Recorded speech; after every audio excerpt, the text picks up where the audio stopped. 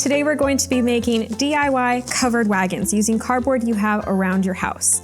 So whether it's a shoebox or delivery box, you can do this project. Today we're going to be making it with a shoebox that I had, but again, you can make it with a delivery box. Here's one I used a delivery box for. I cut it up into smaller pieces and then hot glued them together to create a wagon.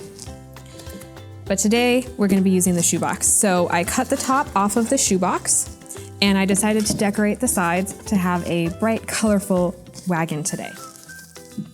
You can use the top of the box to create the wheels for your wagon.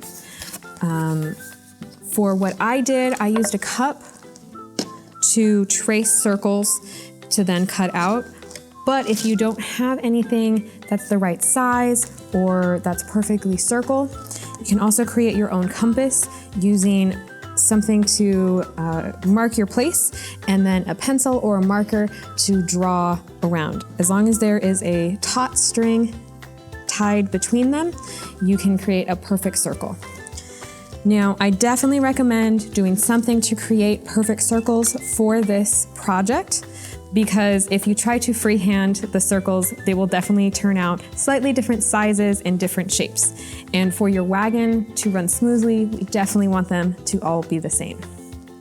So once you have your circles figured out, you're going to cut them out either with scissors or a utility knife. Now, if you do use a utility knife, please make sure that it's an adults-only tool and that you have a piece of cardboard underneath what you want to cut in order to protect your surface from the knife.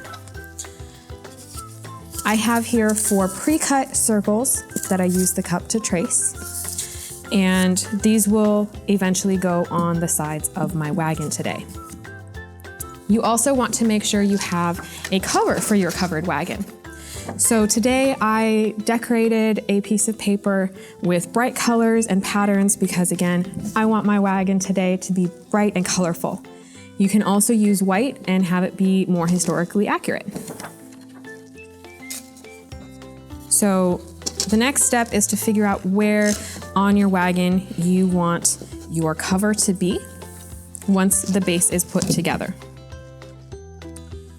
So you're going to take the hot glue. I definitely recommend hot glue for this project because it is a little faster and it works really well with the cardboard.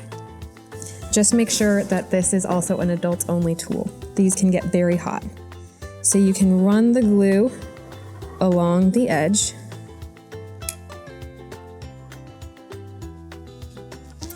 And then take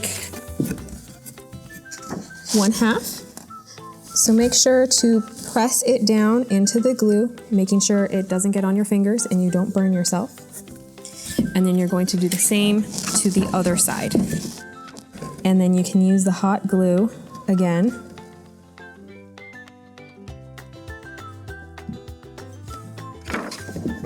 To press the other side down.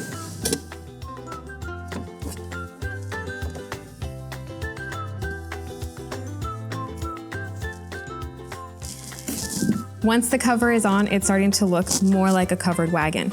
The next step is to put the wheels on. Now you have some options on how you want to put them on.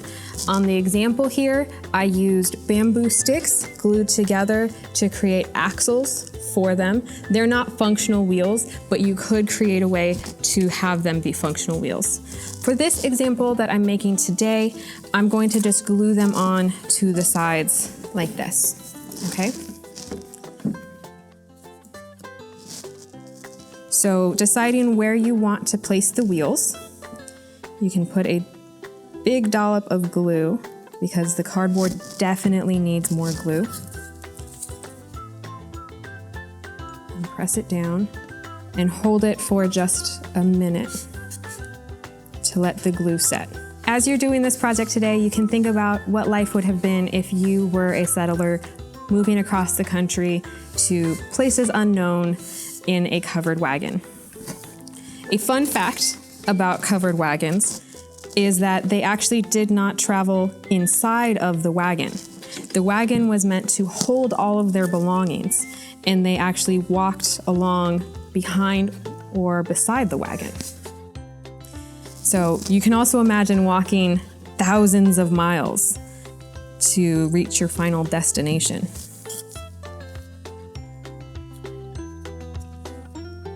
Okay, once you have all 4 wheels down, you will see it can stand and you're ready for travel. But first, you're going to need a seat for the driver. So for these wagons, they used oxen because oxen were much hardier than horses. They needed less water and they could go further distances. So I'm going to put the bench for the seat of the driver here, and then this would be where people would walk behind it. So for this, I'm going to glue some of these together again with hot glue. So again, if you're using this, please make sure an adult does this part because hot glue will burn you if it gets onto you. If you do decide to use some craft glue for this instead, just keep in mind it will take longer for the glue to dry, and so you'll have to hold the pieces together for longer than if you use hot glue. For my seat today, I'm going to be doing this twice. One for the seat and one for the back.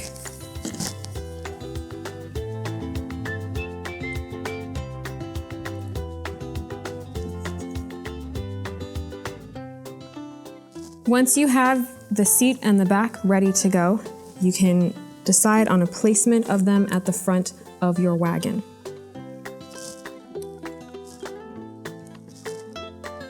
So again, using hot glue, you're going to hold it for a few seconds to let the glue set. And again for the back.